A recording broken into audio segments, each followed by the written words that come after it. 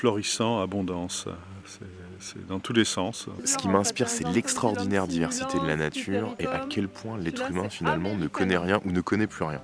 Il y a 1000 choses à savoir et j'ai l'impression que j'en saurai jamais assez. On va au-delà de la résilience alimentaire, on va sur une résilience sociale en fait. On voit beaucoup mieux d'ailleurs de s'inspirer beaucoup plus de ces choses-là pour la suite plutôt que de continuer à s'évertuer dans nos modèles aujourd'hui qui nous amènent droit dans le mur. La communauté APM Se Nourrir Demain s'est réunie une nouvelle fois autour de la résilience et de l'innovation dans les secteurs alimentaires, agroalimentaires et agricoles pour un voyage au sein de la forêt comestible de Diccaunes en Bourgogne. Une occasion de prendre conscience de la possibilité de se nourrir autrement, de repenser les vieux modèles, de régénérer la biodiversité au sein de véritables jardins d'Éden. Nos guides, Fabrice Desjours et Claire Mauquier, nous ont fait découvrir de nombreuses variétés de végétaux pouvant nous nourrir. La forêt gourmande, c'est un système de production alimentaire qui produit vraiment plein de choses à manger. Des fruits à coque, des fruits, des fleurs, des champignons, même des légumes, qui produit aussi plein d'autres choses qui ne se mangent pas. Par exemple des matériaux pour se chauffer, pour la construction, qui produit aussi beaucoup de biomasse, de la biomasse qui va nous servir à pailler le sol, de la biomasse qui va nous servir à nourrir les animaux, des arbres fourragers. Et puis ça produit aussi beaucoup de bien-être, parce que finalement c'est agréable d'aller se promener dans son jardin-forêt pour faire ses récoltes. Il y a un peu d'ombre, il y a le son des oiseaux. Donc c'est une autre des productions qui est vraiment très importante. C'est une solution dans le sens où on a une production qui est complètement locale, une production qui va être diversifiée, qui va avoir la capacité aussi de stocker du carbone, de faire revenir une bonne partie de la biodiversité qui va être associée.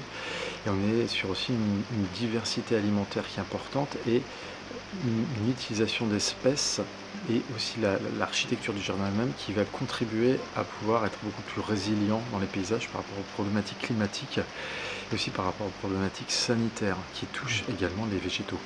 On économise de l'eau, on nourrit aussi la biodiversité, donc pas que nous, mais on nourrit aussi les oiseaux, les reptiles, les amphibiens, les insectes, tous les éléments en fait, de la faune qui jouent leur rôle dans la fertilité des sols, dans la lutte contre les ravageurs.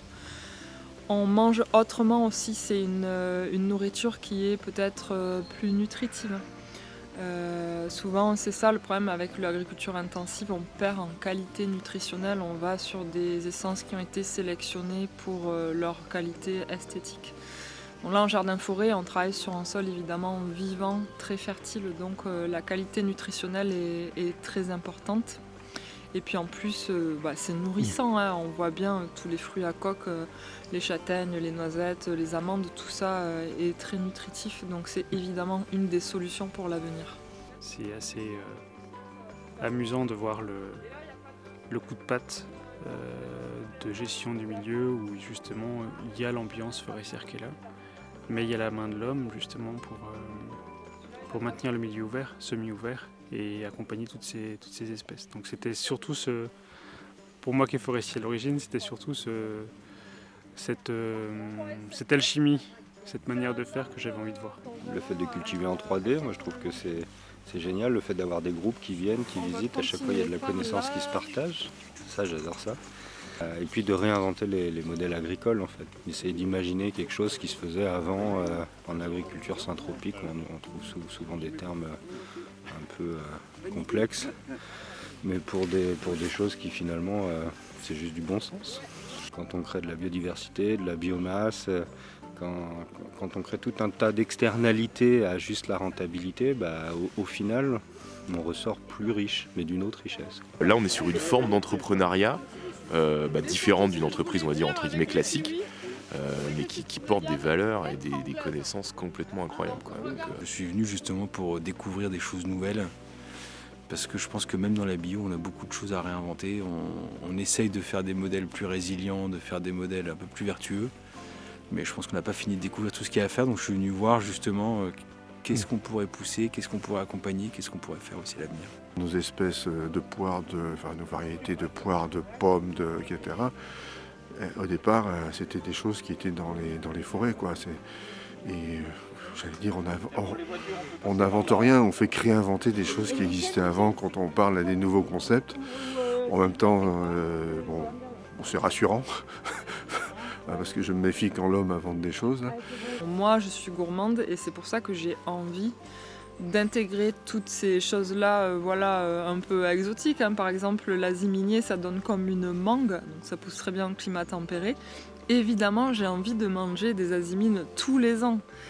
Ensuite, il y a aussi les glands. Les glands, on pense toujours que c'est pour nourrir les cochons. Mais nous, on fait une recette de pain d'épices à base de farine de gland. On dirait un gâteau au chocolat parce que la farine de gland a une couleur qui est brune et qui rappelle la couleur du chocolat. En plus, pour peu que ça ait été torréfié, on a aussi l'arôme qui va avec. Et puis en fait, ce qui est chouette, c'est qu'au fil des saisons, ça va varier. On va pas avoir la même chose dans l'assiette selon qu'on est au printemps, en été, en automne ou en hiver.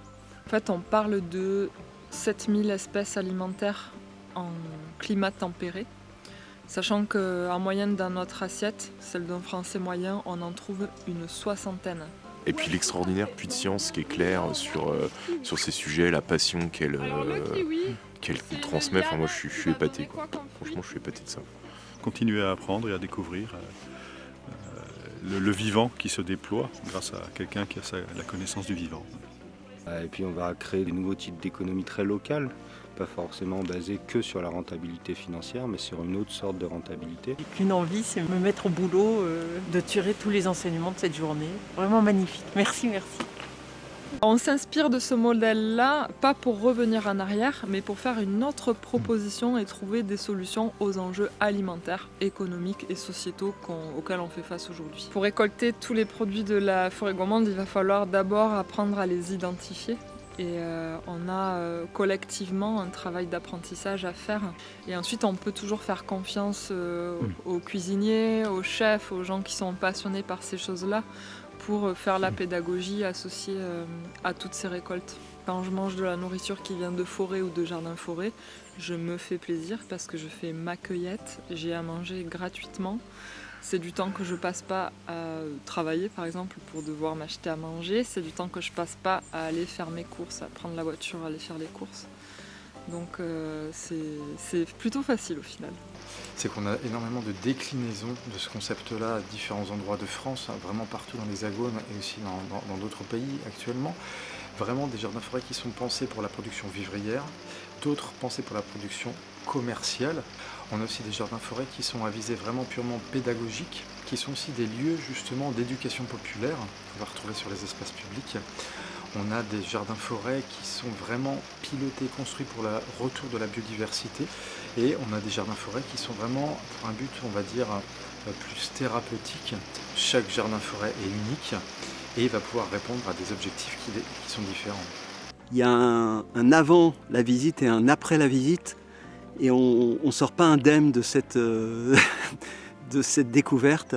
On espère que ce qu'on a vécu ici, on pourra le transmettre d'une certaine façon à d'autres, en donnant l'envie de s'investir, de s'impliquer. Et encore une fois, avec beaucoup de possibilités qui sont en train d'émerger, de ces rencontres et de ces nouvelles façons d'entrevoir peut-être le rôle de l'APM, on verra plus tard. Voilà. Jardin-forêt, forêt gourmande ou comestible, forêt permacole, agroforesterie, peu importe les mots. Ils désignent en tout cas une tendance de fond où la symbiose du vivant pourrait inspirer les humains pour vivre demain.